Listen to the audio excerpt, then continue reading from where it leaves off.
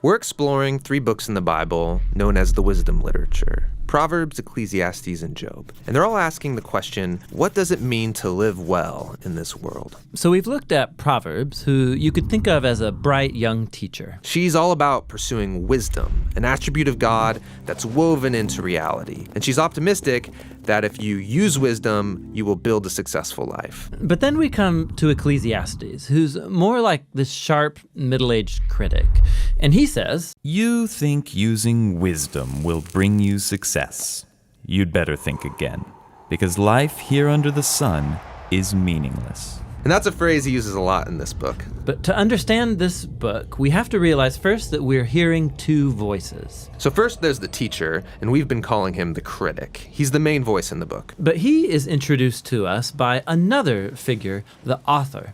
And he's the one who's collected the critic's words, and then at the end of the book summarizes everything and gets the final word. So why does the author want us to hear from the critic? Well, he wants to turn your view of the world upside down, and he's going to let the critic explore 3 really disturbing things about the world. And we should warn you, these are pretty intense. Yeah, so the first is the march of time, or as the critic says, Generations come and generations go, but the earth, it's been here long before us and will be long after. No one remembers people from long ago, and all the people yet to come, they too will be forgotten by those who come after them. So on a cosmic scale, you and I, we are just a blip. Stars are born, and then they die and form planets which orbit new stars, and those planets, they change over time and eventually burn up. And amidst this cosmic backdrop, my entire existence is like a blink in time. Which leads to the critic's second disturbing observation, that we are all going to die. Humans face the same fate as the animals: death. All people, the righteous and the wicked, the good and the bad, those who offer sacrifices to God and those who do not, they all share the same destiny. All this activity and madness, then we all join the dead. Man, this book is depressing. And so is the final disturbing thing for the critic, and that is life's random nature. So in Proverbs, life isn't random. There's a clear cause and effect relationship between doing the right thing and being rewarded. But the fact is that life doesn't always work that way. The critic has observed a glitch in the system. He calls it chance, or in his words, The race doesn't always go to the swift, or the battle to the strong, nor does food always come to the wise, or wealth to the brilliant, or favor to the educated. Time and chance happen to them all. So his point is that you can't really control anything in life. It's just way too unpredictable. So if I want to master life, Then you're setting yourself up for a fall. Now, throughout the book, the critic uses a metaphor to tie together all of these disturbing ideas. Nearly 40 times he says that everything in life is hevel. It's a Hebrew word that means smoke or vapor.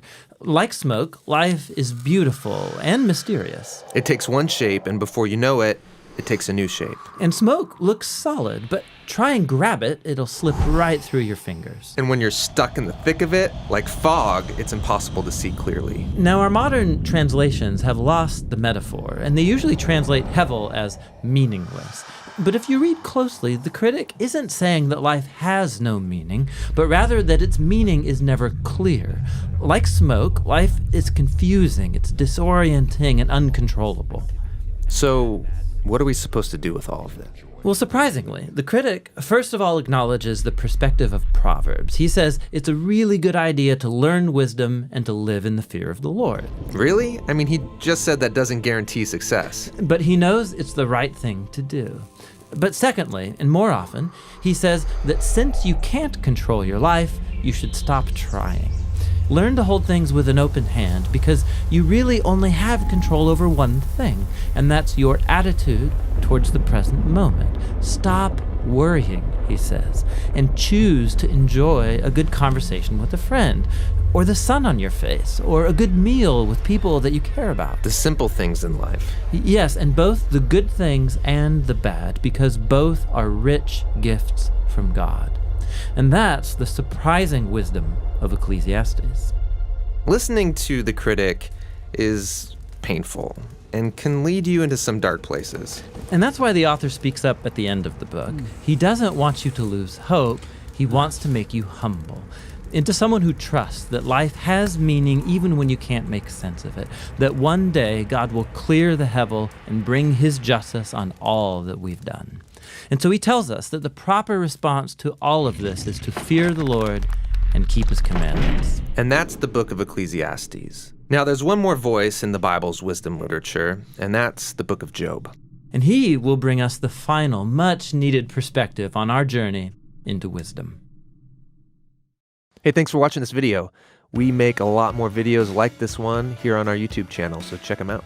We believe the Bible is a unified story that leads to Jesus and has wisdom to offer the modern world. So we're making videos that explore all the books of the Bible, their main ideas and their unique design. We're also making videos about key themes that run through the whole biblical story. There's a lot more videos and series planned. And all of these Bible Project resources are possible because of your support. You can make a one-time gift, or you could become part of our growing monthly supporter team. And the goal is to make this whole video library available for free to anyone, anywhere. You can join us by going to jointhebibleproject.com. Download full resolution versions of these videos, posters, study guides. It's all for free there. You guys are awesome. Thanks for the support.